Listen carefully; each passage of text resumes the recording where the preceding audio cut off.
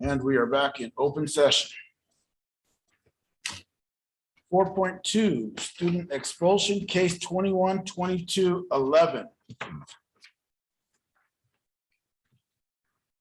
Fact-finding hearing conducted by administrative panel. Motion by Board Member O'Banion and seconded by Board Member Mraz.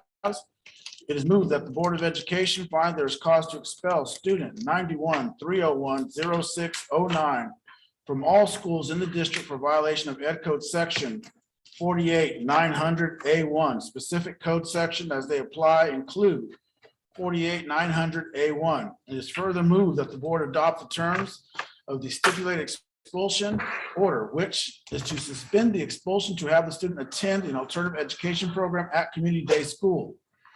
It is hereby ordered that the pupil shall be provided with an education program at community day school semester of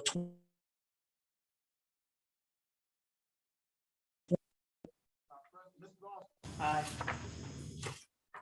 Mr. Bonds is not present. Mr. Mraz isn't. Aye. Mrs. Reyes. Yes. Mr. O'Banion. Yes. Mr. Van Wert. Yes. The motion passes. Student expulsion 21-22-13. The fact-finding hearing was conducted by the administration panel. Motion by Board Member O'Banion, seconded by Board Member Reyes. It is moved that the Board of Education find there is cause to expel student number 91-300-9465 from all schools in the district for violation of Ed Code Section 489009A1A2. Specific Ed Code section that applies include non-applicable. It is further moved that the board adopt the terms of the stipulations expulsion order, which is to suspend the expulsion to have the student attend and remain at an alternative education program, Dos Palace Independent Study. It is hereby ordered that the pupil shall be provided with an education program at the Dos Palace Independent Study, alternative program for the current semester of 21-22 school year. Roll call vote. Mrs. Davis is absent. Mrs. Austin. Mr. Barnes is absent. Mr. Mraz is a yes. Mrs. Reyes. Yes. Mr. O'Banion. Yes. Mr. Van Wert. Yes. Motion passes. Student expulsion, case 21-22-14. A fact-finding hearing was conducted by administrative panel, motioned by Board Member Van Wert and seconded by Board Member Austin. It is moved that the Board of Education find there is cause to expel student number 91-300-7601 from all schools in the district for violation of Ed Code Section 48900A1 and B. Specific education code section that apply. It is further moved that the board adopt the terms of this stipulated expulsion order, which is to suspend the expulsion to have the student attend and remain at the alternative education program. Excuse me, at the alternative education program,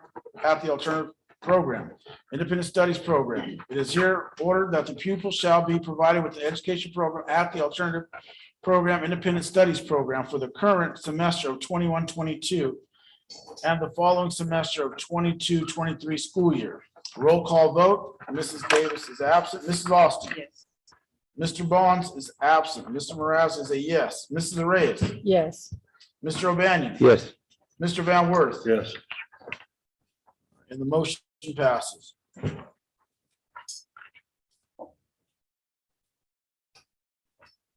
.5, report out of closed session. Nothing to report. Pledge of Allegiance, Mr. O'Banion.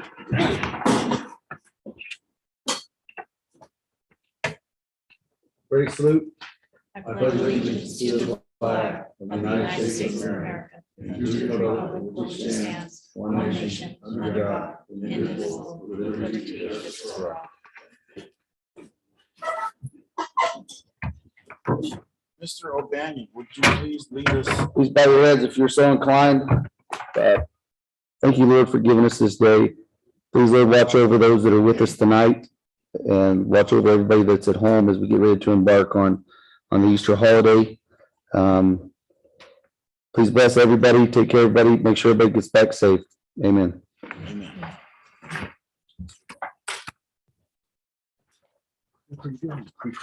Not bad.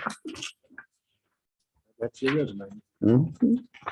7.1 fiscal cash status update presented by Melissa Kilpinski, Assistant Superintendent in Business Services.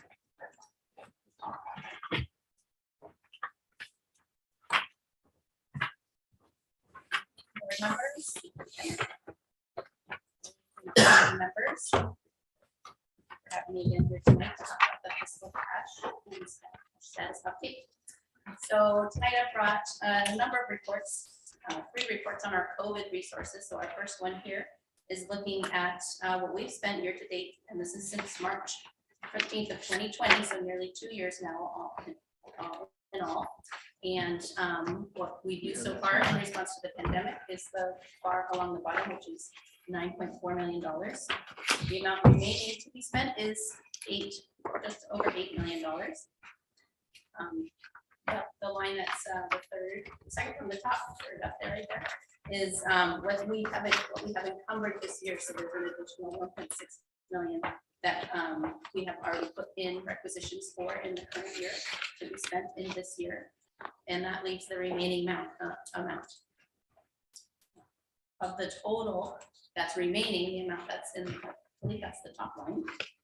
Tonight we'll be awarding a HVAC project with our Sizer code, which will utilize $2 million of those dollars. So next we'll look at the chart with the blue bar here. This one was provided just to show you that when we recognize the dollars this year for all of our COVID dollars, there was a corresponding budget. So this is where currently the budget is for the current year of our COVID dollars.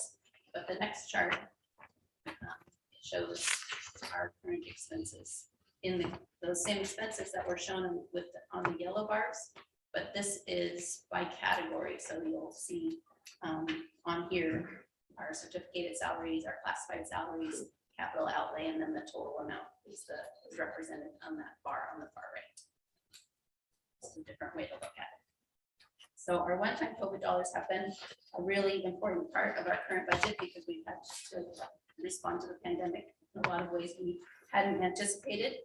But moving forward, when these funds are expended, we'll be left with our regular ongoing unrestricted dollars and our regular restricted dollars that we're are accustomed to getting. Our Title I dollars, our federal dollars, and so that's where we'll land after all these one-time dollars are depleted.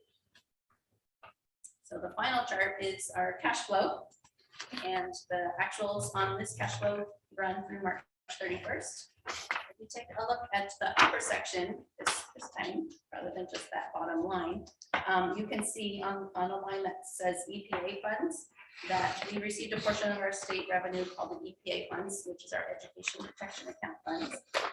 And that is specifically earmarked for instructional salaries. In March, we also received our quarterly portion of our state aid. So just over $3 million of that was received. And then looking at the corresponding expenses, our expenses for this month alone come in at 3.7 million. So if you just look in the column for March, our revenues were 3.4 million, where it says total receipts. And then our disbursements were 3.7. So for this current month, our net cash flow is that negative 225,000, second to bottom line, which means our revenues didn't quite cover all of our expenses this month. Our cash in didn't quite meet our cash flow out.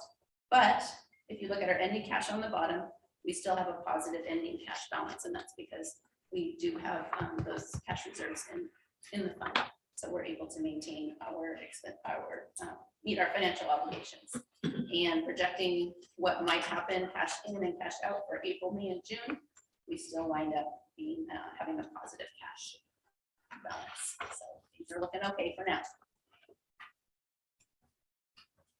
Any questions? Here. Thank you. Thanks.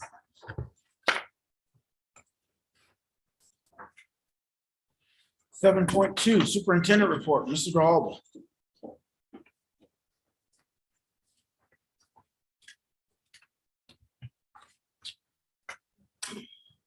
the board and community members and fellow colleagues. I appreciate you guys being here tonight, especially when we have Good Friday, and a long weekend. So can't believe it's April, but it seems like I was just here a week ago. So we'll start with our enrollment data. Just enrollment data. We're continuing to see that declining enrollment. And we just recognizing that and keeping that in the forefront of our minds. On the right side of that screen is the school site breakdown of how many students are enrolled by school site. The next slide that we'll be looking at is our COVID district report. We still have our Dpol testing center, and the last month we administered 440 tests, which is definitely a dramatic decline. In terms of student data, we had 418 total incidences, 3 positive cases, and 125 students have sent home with symptoms with COVID-like symptoms by health services. In terms of staff data, 6 positives from March 7th to April 1st. COVID news and updates. We won't be testing during spring break, and after spring break, because of the decline of testing, we're not meeting our quota, so we will be dropping down to 2 days per week. So the testing center will only be open on Tuesdays and Thursdays. And we'll continue to monitor, and if that's something that we start to see an inclining trend, we'll always open that up. No news on vaccination. That's been something our parents have been asking about a little bit more frequently as we're getting towards the end of the school year. We haven't heard anything on the vaccination requirement, but we are preparing to support a primary and secondary independent studies program, and then we'll pivot accordingly depending on what the government wants. Attendance data. So our goal for year 1 was 97%, and to stay 15.4% in terms of chronic absenteeism percentage. When the pandemic hit, we knew that this was going to be a struggle for the end of this year, that we probably weren't going to meet this goal. Our teams are really focusing on what we can do to increase students on campus and engaged. And but even though we're not testing positive for COVID, we still have students that are sick with spring season and allergies and whatnot.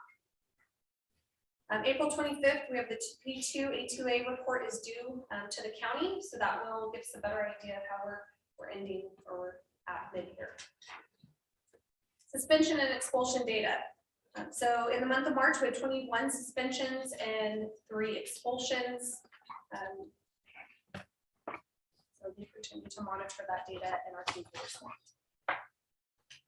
Academic and social emotional instructional walkthroughs are still we're still doing that. We will continue to implement instructional walkthroughs in March at each of the sites. Our goal is for each site to complete 50 instructional walkthroughs to keep our frequency percentage stable and reliable. And each of our school sites met that with a total of 250 instructional walkthroughs occurring in the month of March, and total 537.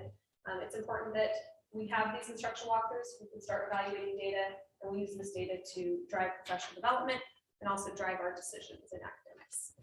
Spring benchmarks were just completed, with the exception of math that Bryant will be deciphering this data and looking more into it as we progress. Some academic highlights. We're in the process of summer school planning, and everything seems to be rolling. Our deadline is the 29th. So if parents out there, you want your child to participate in summer school, April 29th. Student activities. So left-hand side, Pat DPE has been participating in Passport to Fun. So students are, during their lunchtime, are choosing to read to adults and high school students and community members. It's been great to see how excited the students are in the multipurpose room. On the bottom, our high school sent our HOSA leadership team to the Future Professional State Leadership Conference in Long Beach. In the middle, GC, their projects are completed and are on their way to the Las Vegas Fair. So we'll be excited for those students to be recognized for the work that they did in industrial arts. Upper right-hand corner is Career Week at Marks Elementary School, and our students dressing professional. They had a fun week exploring different careers. Bottom right-hand corner is game night and lunch activities to increase engagement and student activities instead of a dance. Bryant hosted a game night after school. Excellence in education. So we participated or are participating in excellence in education for Merced County. So I'm excited to bring to the board and announce that these are the 4 areas that we are recommending. These employees will be representing Dos Palace for the excellence in education for Merced County. So employee of the year, and we'll get them here so that way we could take pictures and give them a plaque and recognize them more specifically. But employee of the year is Charlotte Coleman. So Charlotte, if you're out there, congratulations. Preschool teacher of the year, Olga Valencia. Teacher of the year, Bob Hanning. And leader of the year, our school nurse, Priscilla Whitaker, who is here. So we're going to give her a round of applause.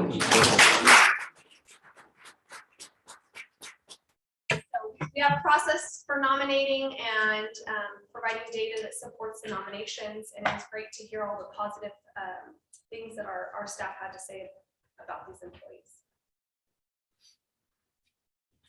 District news, upcoming events. So again, I said April 29th, summer school deadline. Also April 29th, we're having our English language learner reclassification ceremony to recognize our students who are being reclassified this year. Tonight we offered an orientation for any Dpol staff members to obtain their bus, get information on how they can obtain their bus license and training through Dpol. And we had 3. That's awesome. I'm so excited. So 3 employees. And then staff appreciation week, May 9th through 13th, with a recognition and retirement awards event on May 11th at the football stadium. Recap of district shoutouts, DPHS 8th grade parent night. It was great. The high school facilitated a night with parents to start acclimating and explain to our students, our parents, what it takes to be successful at Dos Palace High School. Bryant Middle School facilitated 8th graders, I've been busy, facilitated 8th grade college and career night as well to, again, talk about pathways and what our students want to do in high school and beyond. Dos Palace High School cheer team at JAMS tournament in Atlantic City. The team took grand champions. Congratulations. And anyone have any questions? Thank you very much.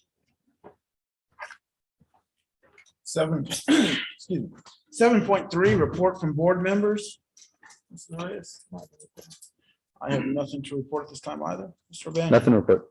Mr. Van Worth. Yeah, I have something to report. I think in the 10 years I've been on the school board, this is the least attended school board meeting that I've ever been to, right? And I'm going to take that as a good thing that everybody's doing their job. Mrs. Austin. 8.1 Williams Quarterly Complaint Report.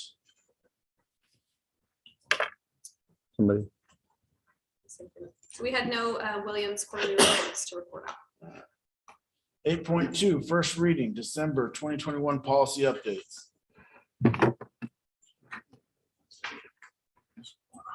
So we have our December board policies. This is the first reading for everyone to be exposed to. And if anyone has any questions or would like to discuss any updates or board policies, please. My door is open. 8.3 the 3-year painting plan. We've developed a 3-year painting plan for exterior of all the exterior buildings. So this summer, we're looking to propose to paint Bryant Middle School. Next summer, DPE and Marks, and the following summer would be Dos Palace High School. Any questions from the board? 8.4 First reading, Regulations 5126 Awards for Achievement. So I'd like to propose a board policy that outlines what awards for achievement, recognition, and what those may be in the future. 8.5 Resignation and retirements. I'd like to thank everybody for their service. We appreciate all the work that they've done for our district. 9.1 Public concerns will be heard by the board at this time. However, they will not be discussed. Policy 9323 limits individual presentation to 3 minutes. The president may extend the time under certain circumstances. This is the opportunity for the board members, for members of the public to focus on issues important to the district's purpose of education. Under Board policy, this time may not be used to present derogatory information of a personal nature or any employee. Members of the public who wish to address must speak from the podium and identify themselves. Next board meeting, I'm gonna have glasses, guys. Put your 10 sunglasses on. 10.1, the consent calendar represents routine items acted upon in one motion by roll call vote. The recommendation for adoption unless otherwise specified. Any item can be removed for discussion upon request. Contract and agreement proposal, 10.2, technology equipment disposal and 2021 winter e-waste inventory. 10.3, 2021-2022 MOU for participation in Merced County Office of Alternative Education Programs. 10.4, STEM scope, professional development for the 2022-2023 school year. 10.5, amplify ELA curriculum resources order 2022-2023 school year. Eureka, 10.6, Eureka math curriculum resources order 2022-2023 school year. 10.7, open up mathematics curriculum resources order 2022-2023 school year. 10.8, Rosetta Stone EL supplemental program order. 10.9, Savas ILIT EL supplemental program order. 10.10, STEM scope science curriculum resources order 2022-2023 school year. 10.11, consulting services agreement with the Total Compensation Systems Incorporated. 10.12, Cengage learning EL curriculum resources order. 10.13, Inform to Inspire infographic consulting services. 10.14, Zern mathematics donations. 10.15, monetary donation to Bryant Middle School classroom for supplies, Margie Henderson. 10.16, acoustic guitar donations for the Dos Palace High School band. And the minutes for 10.17, board meeting minutes of March 17, 2022, regular board meeting, and March 24th, 2022, special board meeting. Warrants and payroll, 10.18, warrants and payroll. Do I have a motion? So moved. Moved by Mr. Bannon, do I have a second? Second. Second by Mr. Van Worth. Call for the vote.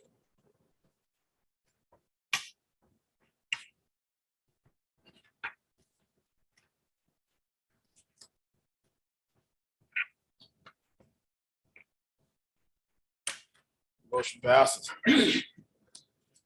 11.1, your action items, annual declaration of need for fully qualified educators. So moved. Moved by Mr. O'Banion. Second by Mrs. Austin.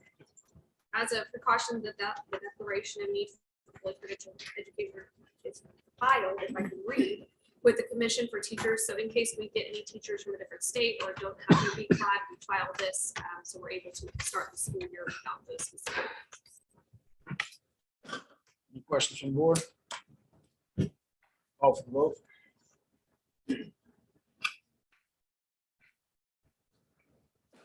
Hmm. 11.2, motion passed. 11.2, create and hire site day teacher. So moved. Moved by Mr. O'Banion, second by Mr. Moraz. So to continue to support our MTSS plan and our tier 3 and tier 4 students, we'd like to create a site day classroom at Marks and at Bryant. This is the job description. Any questions by the board? Call for the vote.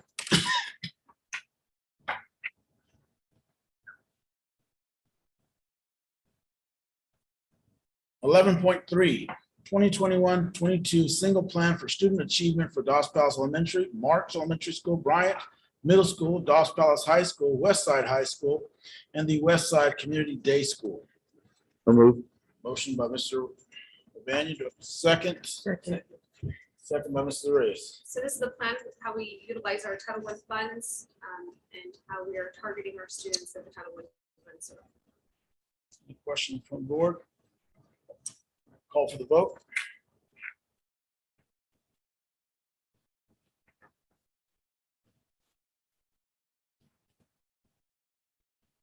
.4, DPOL 2022-2023 Attendance Handbook. Have a motion. So moved. Moved by Mr. O'Banion, seconded by Ms. Board Member Austin. So in our continued effort to align our practices, we created a Dpol attendance handbook. So an overarching handbook that all sites will follow to ensure we're being consistent regardless of what campus you're on. Have any questions from the board? Call for the vote.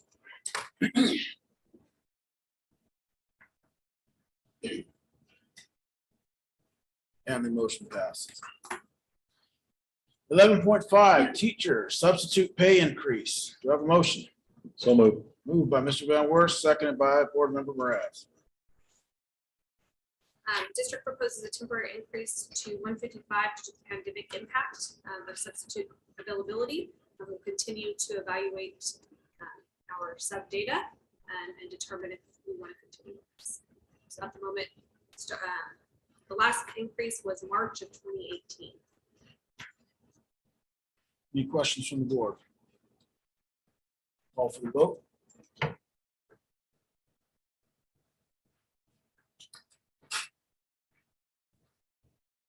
And the motion passes. 11.6, student summer internship program. Do I have a motion? So moved. Moved by Mr. O'Banion. Do I have a second? Second. Seconded by Mrs. Reyes. Ajay, do you mind pulling up the program budget? So the summer internship program, we created the program to increase students' opportunities to work with our district during the summer. Our students 16 and older, if 16 to 18 current students to July 1 would have an opportunity to apply with the district and build a resume. And so I believe we have 5 positions for maintenance. We have 1 position in technology, 2 positions in ed services, and 1 at the district office. So if a student is interested, they will have to get a work permit, and then they can look for the postings on EdJoy for a district. You don't have to pull it up anymore. I just want to make sure I got the numbers right. Sorry. Covered it. Any questions? That work permit is obtained through the counseling office at the high school. Any questions by the board? Any other questions? Call for the vote.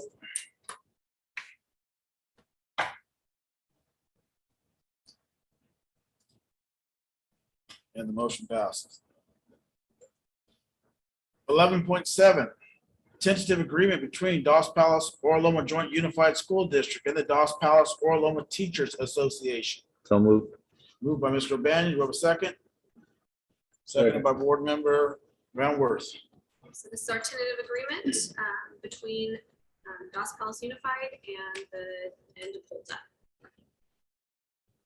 Any questions from the board? All right, call for the vote.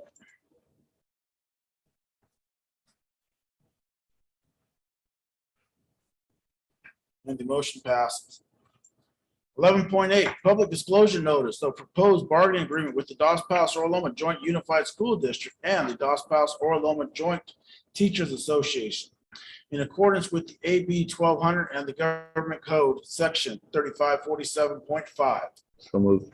Moved by Board Member O'Banion, seconded by Board Member Moraz.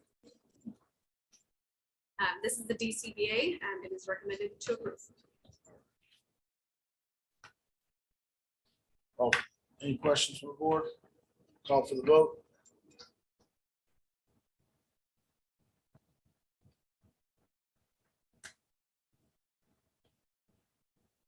Motion passes. 11.19, public disclosure notice of proposed bargaining agreement with the Dos Palace Orloma Joint Unified School District and unrepresented employees in accordance with AB 1200 and the Government Code Section 3547.5. So moved. Motion by Mr. Van Wert. Do I have a second? Second. Second by Board Member O'Banion. The DCBA for unrepresented recommended to approve. Any questions from the board? Call for the vote.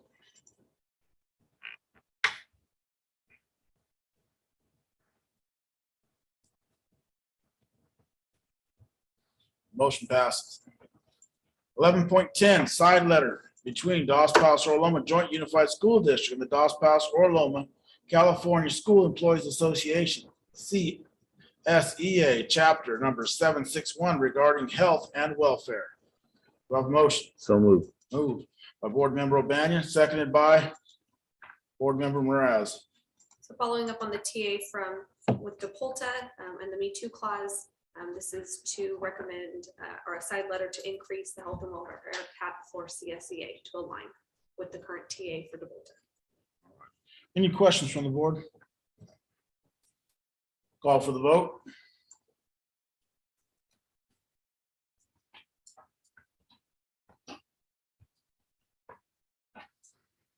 And the motion passes. 11.11, resolution number 21-22-16, signature authorization, district representative for school facility programs. So moved. Moved by Board Member O'Banion, seconded by Board Member Austin. This is to change from previous superintendent to myself to be able to sign on projects. Any questions? from You, the you board? would have to be the final, is that what it? The final note, no, the board's the final note on the contracts, but I signed the approval process along with Matt prior to. Facilities. Call for the vote.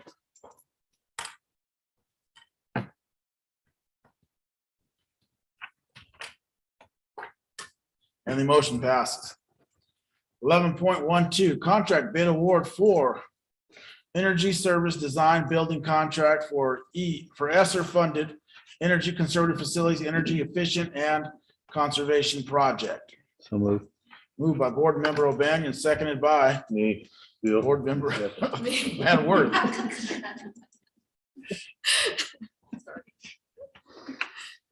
So the air conditioning project, our refrigeration project, CO2s. So we went out to bid, went through the process, and we kind of like to award to the bid award to Sicerco.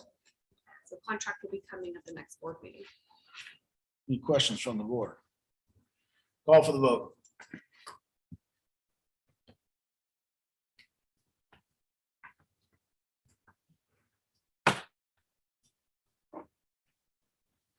The motion passes. 11.13, 2020-21 annual fiscal audit presented by Melissa Kilpinski, Assistant Superintendent of Business Services. So moved. So moved.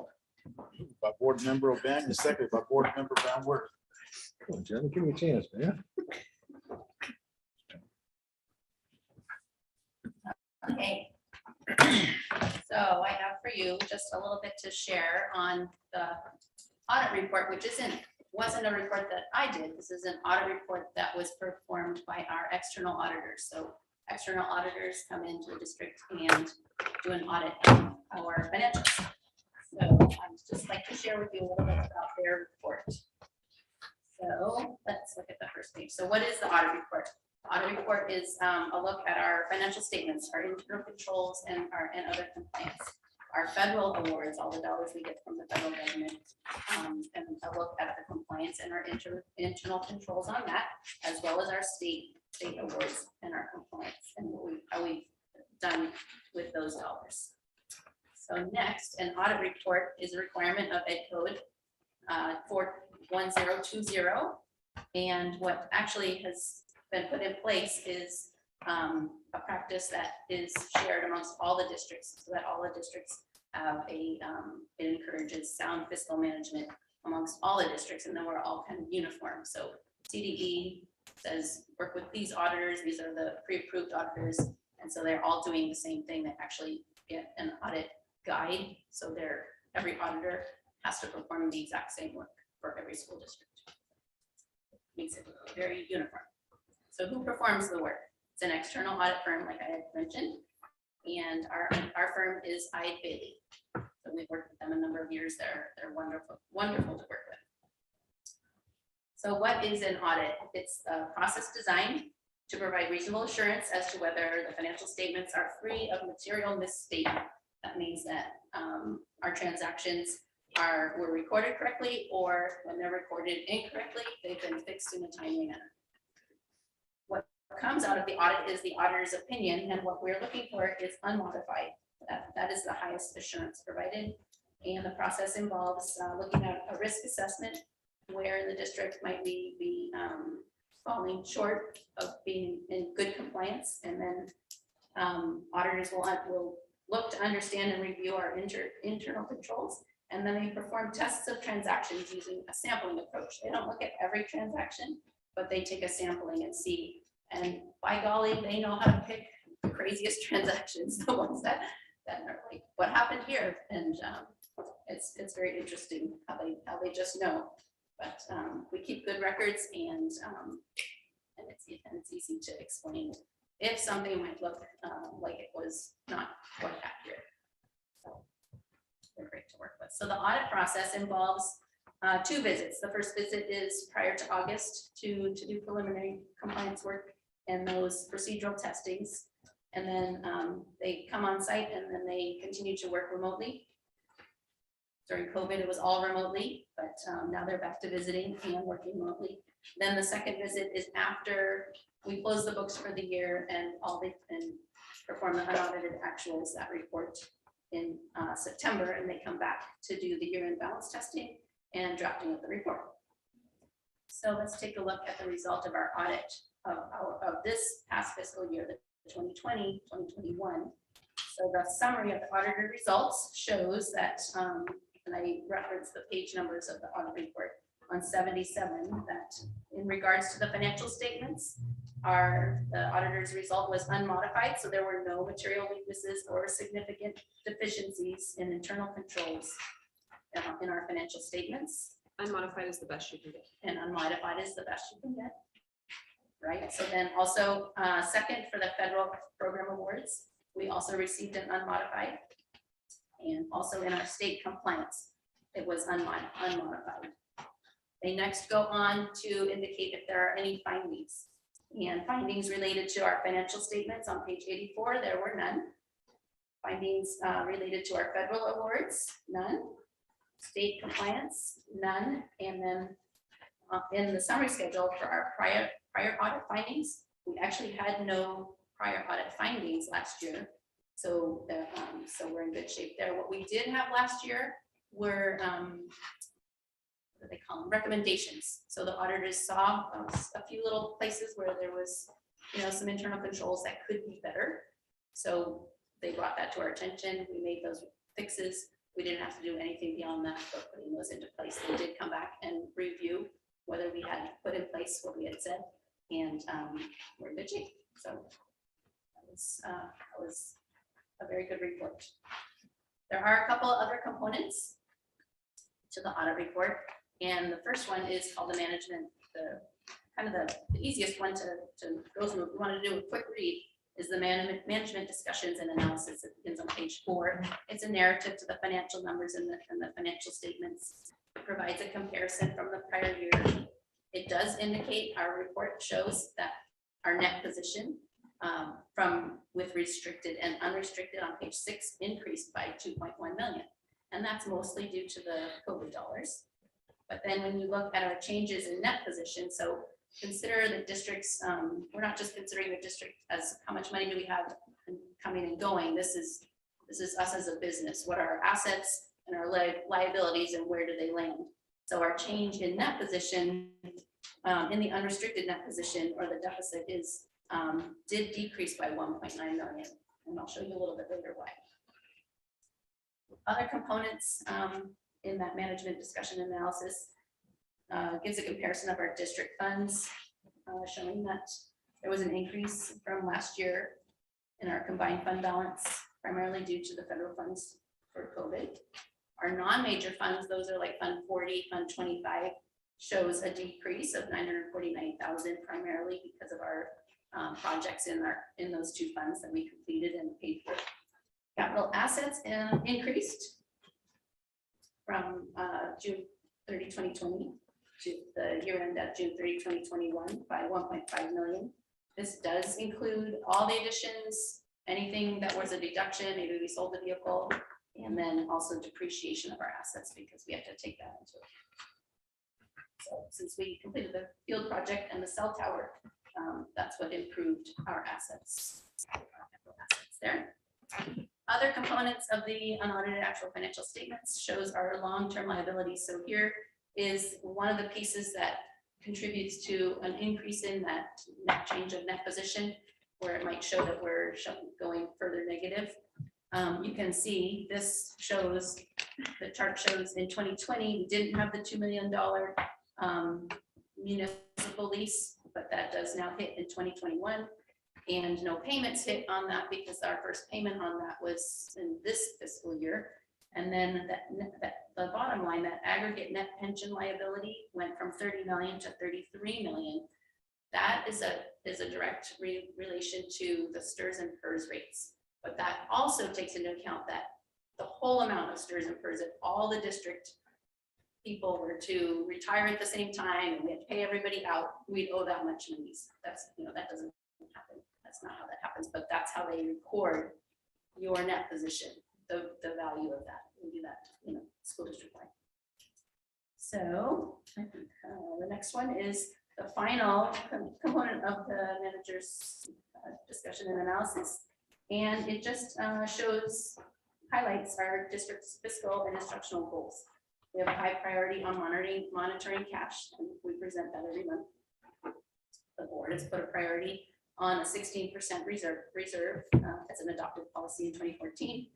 Contributions to Fund 40 and routine restricted maintenance for facility needs, and a priority on the LCAP being aligned with the needs that are district-wide, and as also indicated by our community groups, our board members, our community members, our students, our parents, and our staff. And ultimately, we do all this, even the auditor's work helps to do the bottom bullet right there, serve our students to close the achievement gap and prepare our students to be career employed. Any questions? Were there any recommendations this year? Say that again. Recommendations this year? For what? Last year you said we had recommendations, correct? Oh, there were no recommendations either. No. I think, so we actually got an extension on our audit. And the auditors were swamped having to add every COVID resource that was over $750,000. They had to do their compliance testing on that. So they were a little overwhelmed, I think, on doing everything. Not that they didn't pay attention to the little stuff, but other things took a much bigger priority. And that monitoring on the COVID dollars was not easy. They were diligent. So they the team of the business office did a great job. I'm very proud of them. Congratulations to the team on that great report. Thank you. Any questions by the board, anything else? Call for the vote.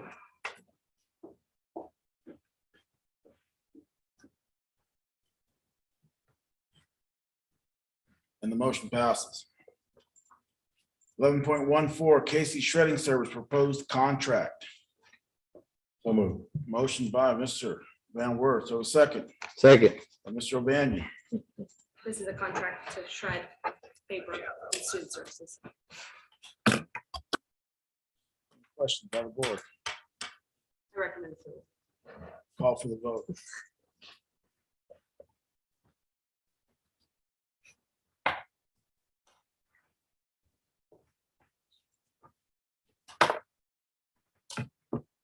Motion passes.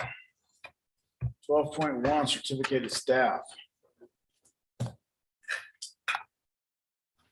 Motion So moved. moved by Mr. O'Banion. Do I have a second? Mrs. Austin. Mr. Hall. So our certificated staff, I believe we only have one employee. For approval. Any questions by the board? Call for the vote.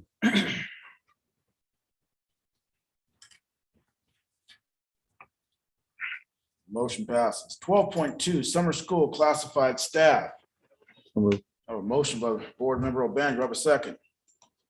Second. By board member Austin.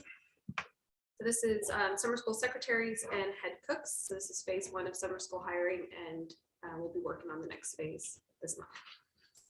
Any questions from the board? Call for the vote.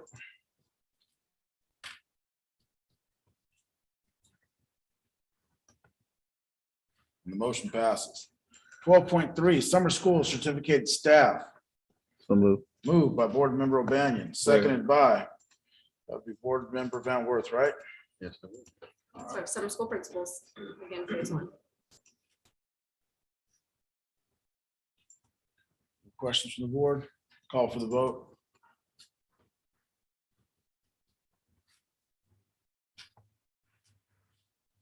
.4 aquatics program staff. So moved. Moved by Board Member O'Banion, seconded by Board Member Austin.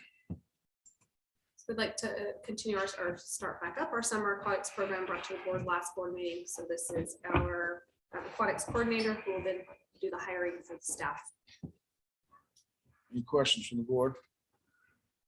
Call for the vote.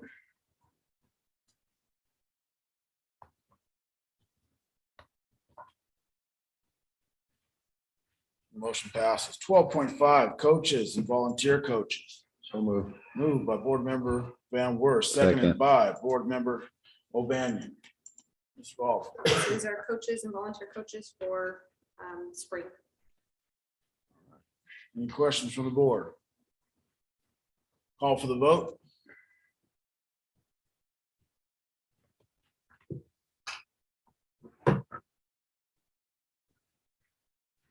Motion passes. 12.6, classified staff. Is there a motion? So moved. Moved by Board Member O'Banion, seconded by Board Member Moraz. We have one recommendation to our technology support technician to backfill a position. Recommend approval. Any questions from the board? Call for the vote.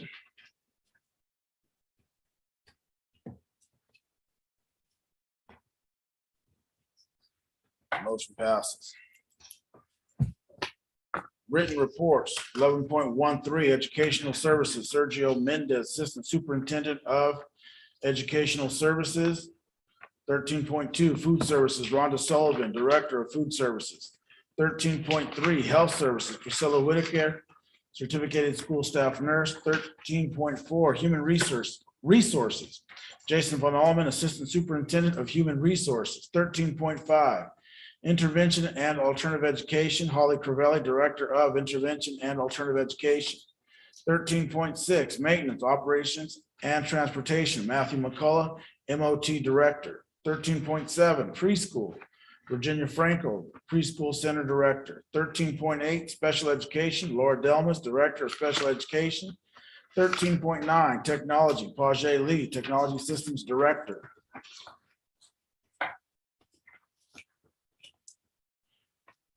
Future agenda items requested. 14.1, request from board members for future agenda items. Mrs. Reyes. Don't have anything. I do not have anything. Mr. O'Banion. Nothing at this time, sir. Nothing. Mr. Van Wert. Mrs. Austin. Nothing.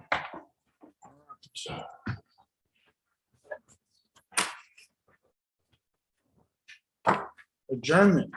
So moved. 15, moved by. Board Member Van- Wait a second on that. Second by Board Member Third. Austin. But there. Call for the vote. We are adjourned. Everybody have a safe and happy Easter.